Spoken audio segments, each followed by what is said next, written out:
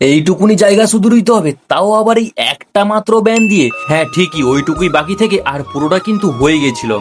আর আমাদের মাঠে সেদিন রোয়া কিভাবে হয়েছিল আর কতজন লোক কাজ করছিল ওইসব কিন্তু ব্লগ করে কিন্তু সেদিন আমি দেখাতে পারিনি, তাই আজকে চলে এসেছি ব্যান তোলাতে, ব্যান মারতে। আর ব্যাপারটা হলো যে আমি আমার নিজের ভিডিওগুলো বেশিরভাগটাই আমি নিজেই করি, আর সেই সঙ্গে আমি কিন্তু কোনো বিশাল বড় মানুষ না যে এইসব জায়গাতে এসে কেউ আমার ভিডিও বানানোর জন্য হেল্প করবে। তাই জমিনে যখন বেশি কাজবাজ হয় তখন শুধু কাজ করতে হয়, আর তখন কিন্তু ব্লগ বানানো আর হয় না। তার উপর কিন্তু এখন কথা বলতে বলতে জমিনেও চলে এসেছি ব্যানগুলো নিয়ে। আর ওই যে দেখছো ওপরে আর নিচে পুরো জমিনটাতে কিন্তু আমাদের রোয়া হয়ে গেছে, আর এইটুকুনি জায়গায় শুধু ব্যান না থাকার কারণে কিন্তু রোয়া হয়নি। হ্যাঁ, আর সেই সঙ্গে গ্রামের ছেলে বস, এইসব মাঠের কাজের সময় কোমরে কি আর গামছা না বাঁধলে হয়, তাই এখন গামছা বেঁধে লেগে পড়েছি কাজে। আর এই রোয়ার কাজটাতে কিন্তু ততটাও কিন্তু আমি এক্সপার্ট নই, হাতে ততটাও স্পিড নেই যেটা তোমরা দেখতেই পাচ্ছ। আর বেশি চাপ নিয়েও লাভ নেই, একদিন আস্তে আস্তে হয়েই যাবে। তার উপর এখন আষাঢ় মাস বলে কথা, আকাশে মেঘ দেখেছো কিরকম। যাই হোক, রোয়া কিন্তু এখন শেষ, আর এই এক পিস ব্যানের আঁটি বেড়ে গেছে।